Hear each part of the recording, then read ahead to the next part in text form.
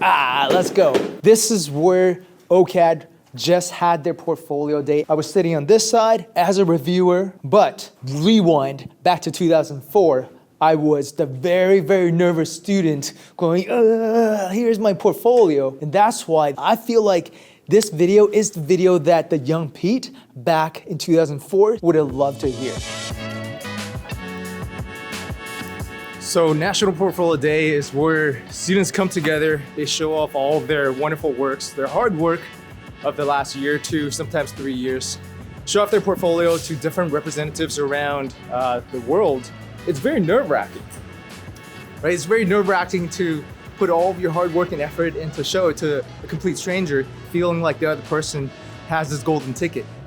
And that's not the whole purpose of this event at all. It's for you to come to this event and to be able to meet like-minded artists, and also for you to be able to show your portfolio and get some awesome critique to make that final push in if you're a grade 12, and to get some really awesome feedback if you're a grade 11, and really make use of that next year's time. It's my boy Kevin. He was in one of these events. Yes, I was in one of these events. Shout out Pete. This guy, genius. Very grateful for this guy.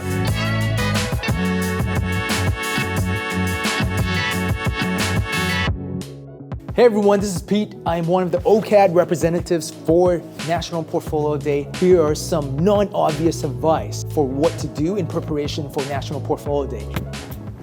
Let's go.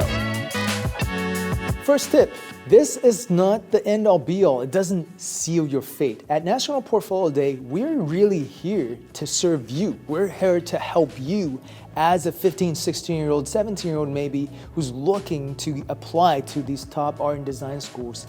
We're here to give you feedback, and it's an opportunity for you to ask questions. That brings us to tip number 2. Show up with killer questions. I get it, you're buried under a mountain of portfolio projects, sketchbooks, and your ideas. You're just struggling to even get to the review itself. But do spend that extra time. Maybe it's a lineup while you're kind of freaking out. Spend that extra time to come up with some awesome questions. And these questions, it comes from a place of genuine interest that you're probably struggling with a number of things. So what are the top 3 questions that you want to ask? Don't prepare too many. 3 questions is what it takes. Number 3, this is so important. I've seen this mistake over and over again. Students slap together their portfolio and don't think about the order of their works. So the order, the sequence of your works is super critical. Make sure that you're thinking about it like this. It's a playlist. Think about it. I'm going out for an evening drive. Would I want my first song to be a slow dance song? No, I want my night drive to be awesome. I want it to help me get into that vibe. So what does that mean for the reviewer and for you? You want to put a very loud piece first, a captivating piece first, and then you also want to end really, really strong. So the order absolutely matters. Put together your personal visual playlist.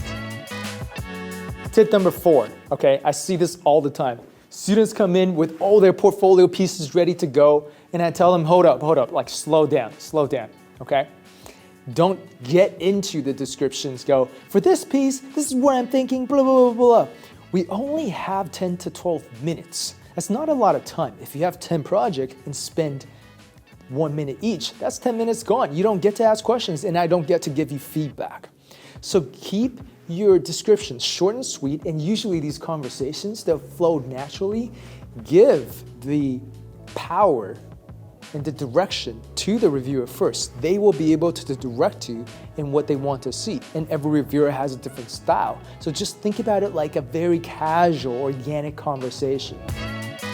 That brings us to point number 5, which is to manage your expectations. Let's be real.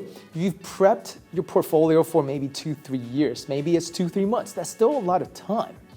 You have all these expectations built up. Hopefully that this person's one conversation would be so insightful that it would be the answer to all of your problems. It's only 10 minutes, and generally we're not superhuman. We don't have the superpower to come up with that one thing, one piece of advice that would really change the game. That's the idea, but manage your expectations. And what I would challenge you to do, if they're giving you generalized feedback, talking about order, talking about layout, talking about what to include and not to include, those are all great feedbacks. But really come up with one question that you feel like would really help you in whatever it is that you're going through then and there. Number 6, this is one that y'all probably hate the most. Network like a pro. What I mean by that is you can certainly ask the reviewer for their contact. Sometimes they're actually working in the admissions office. Sometimes they're not. They're local representatives like me. I am one of the local reps, and I'm more than happy to share a little bit of my time outside of National Portfolio Day to answer some more questions you may have. So please do feel free to ask for their contacts. Big deal if they're like, no, I don't feel comfortable giving out my contact. That's all right, but you do want to do your best to network. You don't ask, you don't get. Point number 7. This is me, young Pete, lining up. I'm counting every second. It feels like an eternity. I'm just scared shitless. Beep.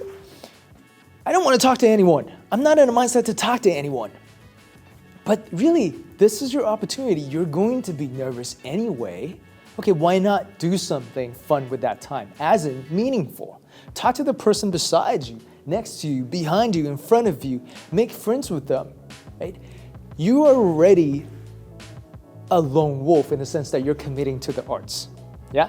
This is your day for you to show up with the other lone wolves and be able to make friends. This is point number 8, and this is a very, very special one, right? Think about it this way. Do you want to line up for your favorite school as your very first review? That's what everyone does. I wouldn't do that.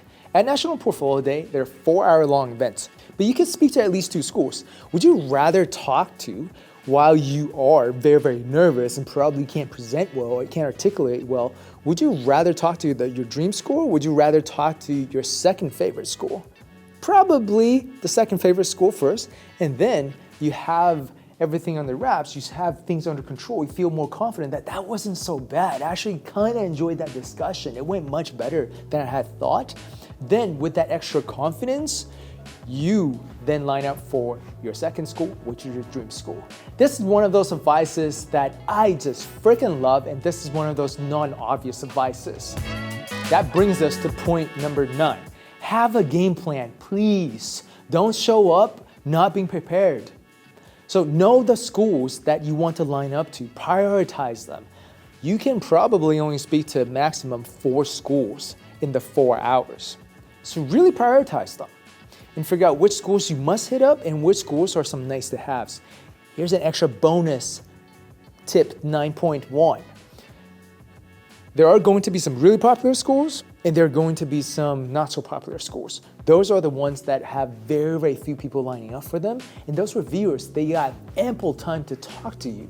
See if you can schedule a little bit of time to talk to those less popular schools, because they will spend more time and they will invest even more energy and effort into get engaged in deeper discussions with you. Tip number 10, the bonus tip, probably the biggest hack.